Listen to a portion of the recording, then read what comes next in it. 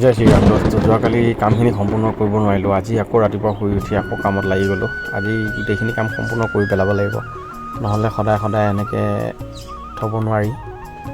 আৰু যোৱাৰো অসুবিধা হৈছে। এতিয়া মোক গৈ দোকান পালোঁগৈ। আকৌ মানুহজনীয়ে ক'লে ঘৰত মিঠাতেল নাই। মই আহি গ'লোঁ, মিঠাতেল ল'লোঁ দোকানত। মিঠাতেল লৈ মই পলিথিন এটাত ভৰাই লৈছোঁ। মিঠাতেলটো পলিথিনত ভৰাই আৰু মই জলকীয়া পেকেট এটা, জিৰা পেকেট এটা লৈ ল'লোঁ।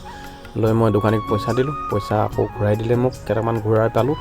এতিয়া মই ঘৰলৈ যাওঁ। কণী আৰু মিঠাতেল লৈ মই ঘৰলৈ আহিলোঁ। আহি মই বাইদেউহঁতৰ ঘৰ সোমালোঁ। আহি দেখিলোঁ বাইদেউহঁতৰ ঘৰত ভেলাঘৰত সকলোৱে জুই ফুৱাই আছে। এতিয়াও ৰাতিপুৱাৰ সময়। এতিয়া মই ইয়াতে বহি চাহ একাপ খাবলৈ ল'লোঁ। সকলোৱে ক'লে ইয়াতে অলপ জুই ফুৱাই চাহ খাবি, খাই পেলাই ঘৰত যাবিগৈ। ইফালে আমাৰ মহা আছে, ইফালে মোৰ মানুহজনী, ইফালে মাহীদেউ আছে।